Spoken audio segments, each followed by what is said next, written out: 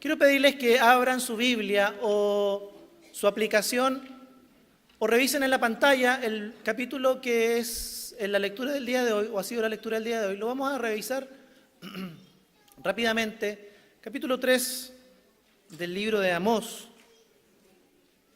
Amós, capítulo 3, versículos 9 al 15. Vamos a dar una lectura nuevamente pensando en aquellos que se vienen integrando al servicio acá en el templo o a través de nuestra señal por internet. Dice Amós, capítulo 3, versículos 9 al 15, luego nos saltamos o continuamos por el capítulo 4, versículo 1 al 3. Proclamen en las fortalezas de Asdod, en los baluartes de Egipto, reúnanse sobre los montes de Samaria y vean cuánto pánico hay en ella. ¿Cuánta opresión hay en medio? Los que acumulan en sus fortalezas el fruto de la violencia y el saqueo no saben actuar con rectitud, afirma el Señor.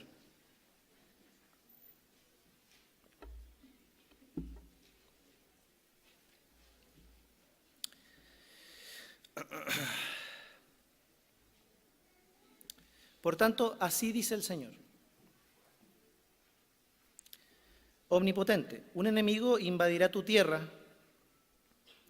echará abajo tu poderío y saqueará tus fortalezas. Así dice el Señor. Como el pastor arrebata de las fauces del león, si acaso 2 patas o un pedazo de oreja, así serán rescatados los israelitas, los que en Samaria se reclinan en borde de la cama y en divanes de Damasco. Oigan esto y testifiquen contra el pueblo de Jacob. Afirma el Señor omnipotente y Dios todopoderoso. El día en que haga pagar a Israel sus delitos, destruiré los altares de Betel. Los cuernos del altar serán arrancados y caerán por tierra. Derribaré toda la casa de invierno como la de verano. Serán destruidas las casas adornadas de marfil y serán demolidas muchas mansiones, afirma el Señor.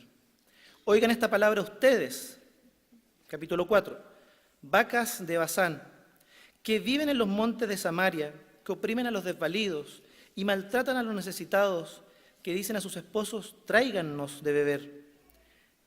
El Señor omnipotente ha jurado por su santidad. Vendrán días en que hasta la última de ustedes será arreada con garfios y arpones. Una tras otra saldrán por las brechas del muro y hacia Hermón serán expulsadas, afirma el Señor. En esta sección comienza el profeta Amós a hablar acerca de las consecuencias de que el pueblo de Dios, como vimos en las predicaciones anteriores, ha tenido suficiente luz de parte del Señor. Dios les ha enseñado cómo debían vivir en justicia, en equidad, dándole dignidad a todos por igual, preocupándose del prójimo, viviendo para construir una comunidad en la que Dios reflejara su justicia, su compasión y su amor. Pero a partir de este versículo, Dios va a hablar especialmente a aquellos ricos y poderosos que han hecho precisamente de las riquezas y el dinero su confianza. Pero no solamente han hecho su confianza, sino que lo han hecho su Dios. Y han buscado en el hedonismo, en el placer, la búsqueda de placer, todo aquello que le agregue valor a sus propias vidas y les dé sentido a su vida, a costa de la desigualdad económica abismante en el país, a pesar o por medio de la explotación, opresión y el saquear la vida de los otros, estos que se enriquecieron cada vez más y cada vez más, despojando a los que tenían menos, que cada vez fueron quedando más y más en la miseria. Esta es la denuncia que Dios hará a través del profeta y que trae como consecuencia el castigo. Recordemos que le habla a Israel, un pueblo que tiene luz, conoce lo que debió vivir, cómo debió llevar adelante su economía, cómo debió considerar constantemente al prójimo como alguien a quien amar, a quien valorar y con quien vivir en justicia. Por lo tanto, las palabras de Amós si tienen cabida o tuvieron cabida para el pueblo de Israel, también tienen cabida para nosotros, como el pueblo de Dios en el siglo XXI, acá en esta ciudad. Vamos a ir versículo por versículo y luego alguna sección un poco más amplia para avanzar. Versículo 9. Proclamen en las fortalezas de Asdod y a los baluartes de Egipto, reúnanse sobre los montes de Samaria y vean cuánto pánico hay en ella, cuánta opresión hay en su medio. Lo primero que hace Amós en su discurso es convocar a dos grupos de personas. Convoca a un grupo de gente de Asdod y convoca a otro grupo de Egipto. A los que convoca a ser testigos de esto que Dios va a decir y de lo que Dios va a hacer con los ricos opresores de Israel, son también un grupo de gente poderosa y gente rica. Es curioso que Dios llame a ser testigos de inequidad, de injusticia, a gente de otros lados que también viven en la misma condición y en la misma situación. Uno podría pensar o preguntarse, ¿y para qué? Pudo ser para no solamente hacer los testigos, sino que también como una advertencia ellos mismos de el juicio de Dios y cómo es que Dios condena la práctica que va a describir en los versículos siguientes. Dice en el versículo 9 que hay opresión. ¿Cuánta opresión hay en medio de Samaria, hay en Israel? Samaria era la capital de Israel.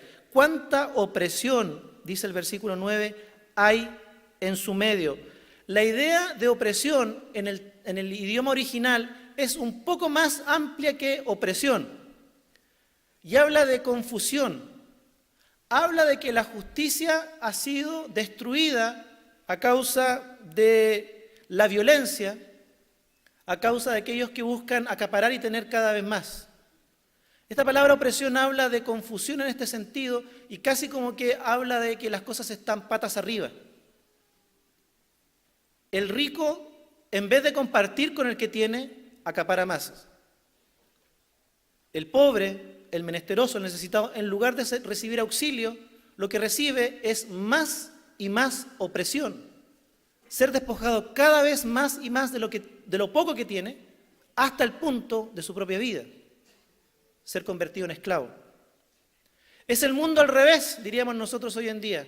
El pueblo de Dios, que debió vivir en justicia, compasión, misericordia, amor hacia los demás, está viviendo el mundo al revés.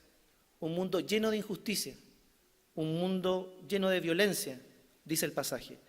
El versículo 10 dice: los que acumulan en sus fortalezas el fruto de la violencia y el saqueo no saben actuar con rectitud, afirma el Señor. Y aquí está la primera denuncia con todas sus letras y la explicación muy claramente de qué cosa es lo que el Señor está reclamando, denunciando y con qué pecado está confrontando al pueblo de Israel.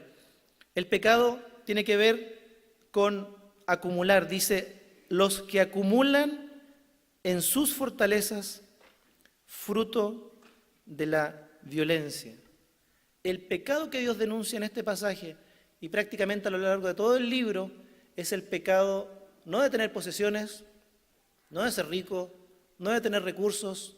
El pecado es el de acumular sin mirar la necesidad del prójimo. Acumular y acumular en el caso de Amós y los ricos poderosos de Israel sin tener ningún atisbo ni pizca de misericordia, al punto de explotar, oprimir y cada vez colocar más cargas y despojar más y más a los pobres de lo poco que tienen. Es decir, la abundancia de estos que se incrementaba era necesidad cada vez mayor de los pobres del resto del pueblo. Y esto dice el pasaje, habla del Dios omnipotente y del Dios omnisciente. Esto no escapa a la mirada de Dios. Entonces uno pudiera pensar, si Dios estaba atento, lo estuvo en todo el Antiguo Testamento, a través de la denuncia de los profetas, de estos sistemas que oprimen, que acumulan, que acaparan y despojan a los más pobres y van generando una brecha entre los más ricos, entre los pocos ricos y la gran masa de pobres cada vez mayor, uno pudiera pensar, bueno, ¿Dios ha dejado de mirar aquello en nuestro tiempo? Uno tendría que pensar, no es así. Dios sigue mirando cuando ve nuestra sociedad o nuestras sociedades, cuando ve nuestro país, Chile, sigue mirando y sigue atendiendo a esto que ocurrió en el libro de Amós, en el tiempo de Amós. Nuestro país sigue siendo observado por Dios, digámoslo de esta manera. Dios sabe, Dios supo y sabe también de estas situaciones. En la actualidad, Nicanor Parra, el antipoeta chileno, dijo en algún momento: hay 2 panes. Usted se come 2, yo ninguno. Ingreso per cápita, 1 pan por persona.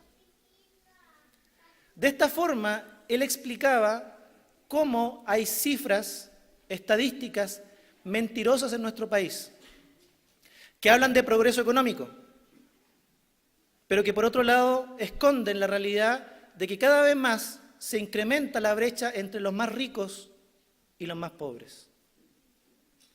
Esto, queridos, no está oculto a los ojos de Dios. Y lo que tenemos que pensar es que si Dios condenó, Dios rechazó, Dios advirtió a Israel en el tiempo de Amós acerca de esto como pecado, como falta de rectitud, nosotros también tenemos que considerar que en nuestra realidad Dios también nos sigue hablando acerca de lo mismo y de la misma manera que Amós lo hizo en su momento. La OCDE, la Organización para la Cooperación y el Desarrollo Económico, habla de que la desigualdad económica, la desigualdad de ingresos va en aumento. Es decir, la brecha entre los más pobres y los más ricos se hace cada vez más y más grande. Dice también que nuestro país es el segundo país de la OCDE, luego de México, donde hay mayor desigualdad y mayor brecha económica entre los que tienen más y los que tienen menos. ¿Hay progreso? Se podría decir que sí. ¿Es un progreso para todos igual? No. Chile es uno de los países, no solamente del Cono Sur, sino que a nivel mundial, con mayor desigualdad de ingresos, mayor desigualdad económica. Los ricos se hacen cada vez más ricos y la brecha entre ellos y los pobres se incrementa cada vez más.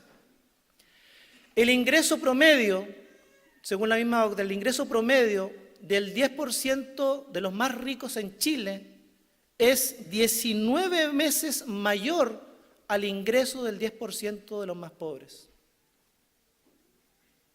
Esto supera con creces la desigualdad que hay en otros países. Chile efectivamente es un país lleno de desigualdad. Y déjeme decirlo de esta manera también, es un país lleno de contrastes en este sentido. Usted puede verlo en nuestra ciudad, en nuestro gran Santiago. No todos los niños tienen la posibilidad de salir a la plaza y encontrarse con un área verde y un área segura para jugar, para divertirse.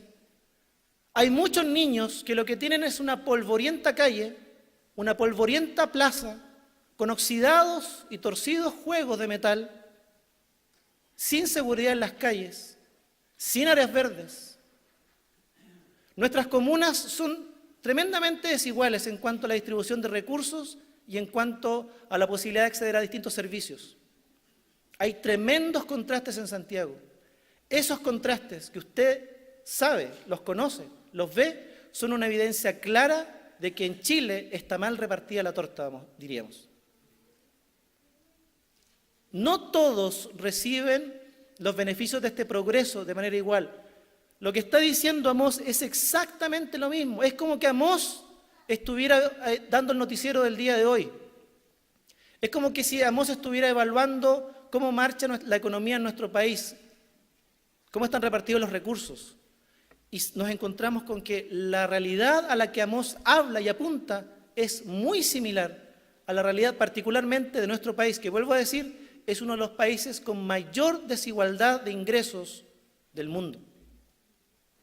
Por lo tanto, aunque nosotros estemos a miles de años de Amós, en una cultura completamente distinta a la cultura de los israelitas de aquel tiempo, la realidad que vivimos es exactamente igual, o casi igual, calcada a lo que ellos están viviendo.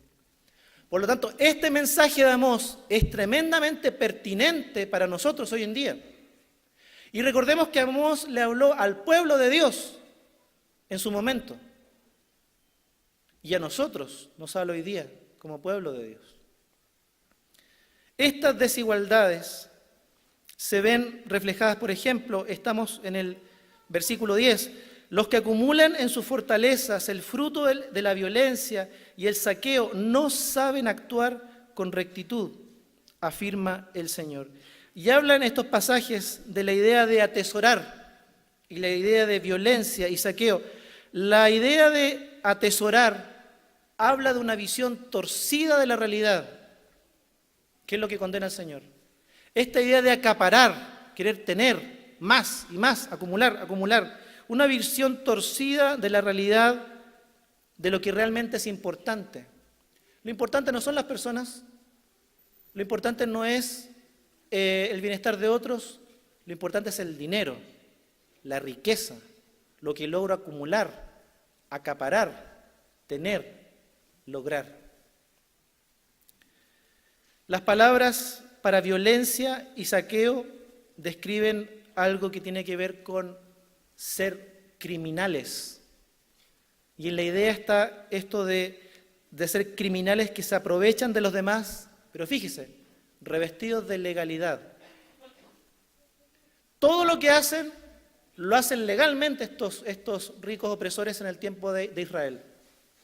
Cuando se aprovechan de los más pobres, cuando se aprovechan de las viudas, cuando les quitan el poco terreno que tienen, cuando tienen que venderse como esclavos a ellos mismos para pagar las deudas, están haciéndolo en una perfecta legalidad de lo que el sistema corrupto de la época permitía. Son criminales, diríamos nosotros, de cuello y corbata. No me mira a mí. Pero son criminales de cuello y corbata. En la más absoluta legalidad de su tiempo, ellos abusan, explotan, compran vidas y arruinan a los más y más necesitados. En su libro, Poderoso Caballero, Daniel Matamala describe una realidad aquí en Chile para explicar un poco acerca de esta misma situación. Él habla en su libro del riesgo que el poder económico en Chile esté concentrado en unos pocos. Él plantea en 5 familias. Dice que es un tremendo peligro que la gran cantidad de riqueza esté concentrada en unos pocos, porque tarde o temprano esa riqueza, ese poder económico, termina influenciando y determinando las decisiones que los políticos toman. Es un buen libro. Algunos lo consideran más o menos, pero es muy clarificador en algunas cosas. Efectivamente, cuando los que tienen más llegan a tener tanto poder y la riqueza se concentra en solo unos pocos, estos pocos tienen la capacidad de influir en las decisiones de gobierno, en las leyes, diríamos nosotros hoy en día. Bueno, estos ricos en Amós eran capaces de influir en las decisiones y hacer todo legal. Todo lo que hacían, el abuso, la opresión descarnada, el saqueo, lo hacían en la legalidad más, completamente, era todo legal, absolutamente legal.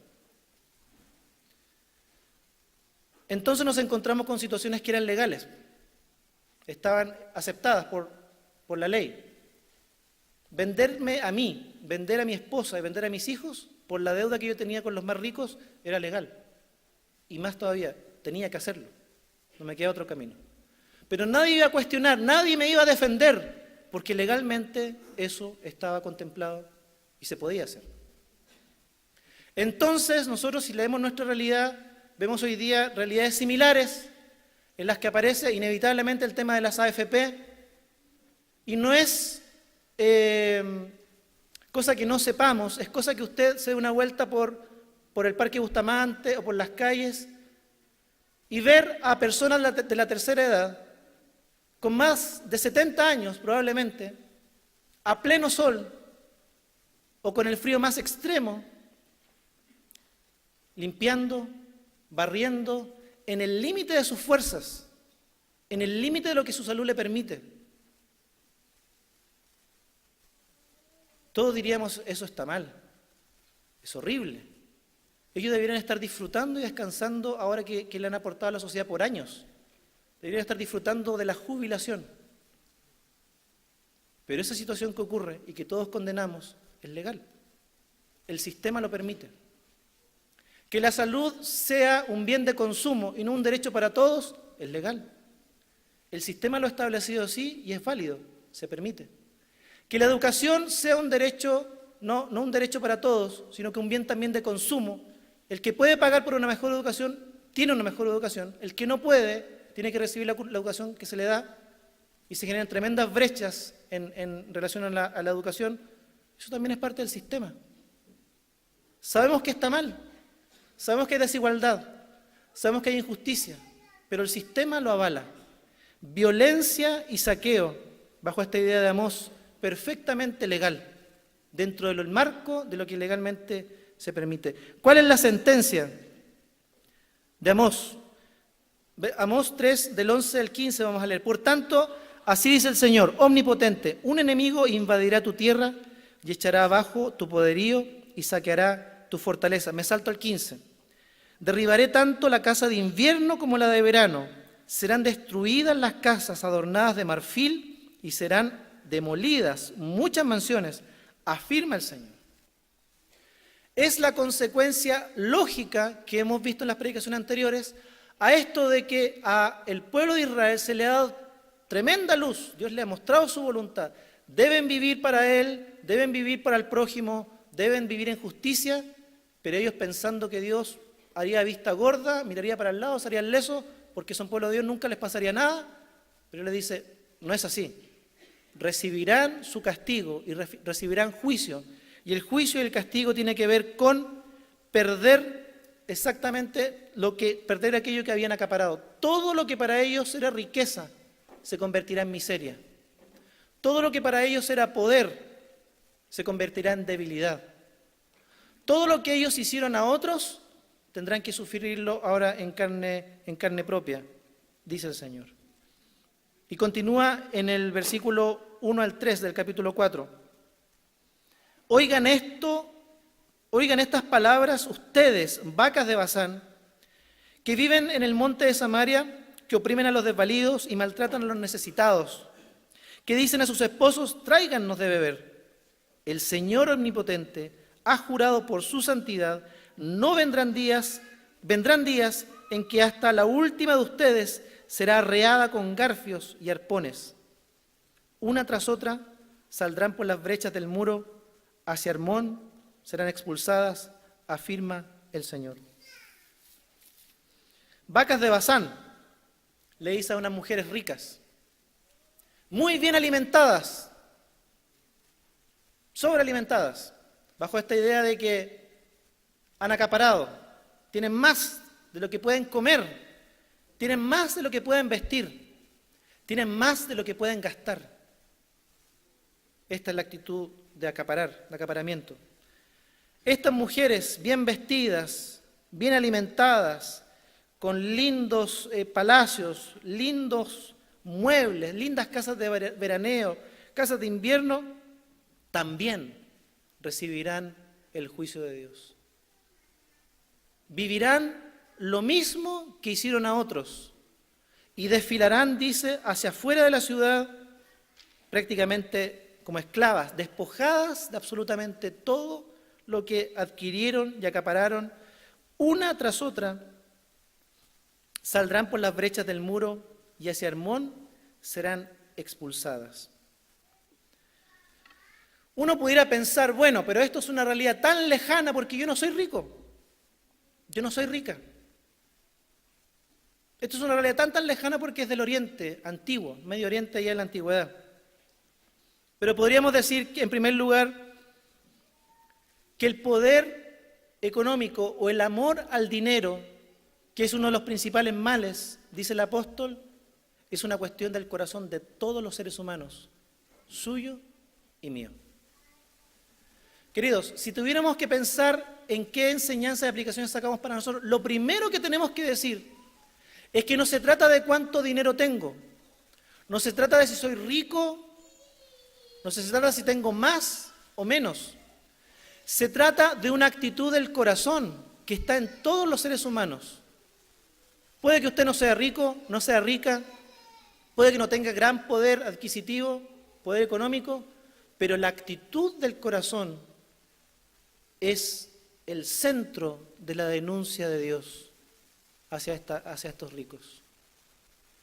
Por eso, queridos, démonos un tiempo y un lugar para evaluar nuestro corazón en este sentido. En primer lugar, el amor al dinero, el amor a las riquezas y el poner la confianza en todo eso en lugar de poner la confianza en Dios. Lo digo de una manera muy práctica. En mi trabajo, en su trabajo, usted puede ver a las personas que son solo medios, instrumentos, sus compañeros de trabajo, para alcanzar la meta que le ponen a fin de mes para su salario. Usted puede mirar como meros a sus clientes como medios para poder conseguir la ganancia que usted necesita de lo que necesita vender en su trabajo mes a mes. Eso de mirar al otro como un medio para acaparar y acaparar y acaparar, y no mirar al otro como un objeto de amor, compasión y misericordia, es lo que Dios condena.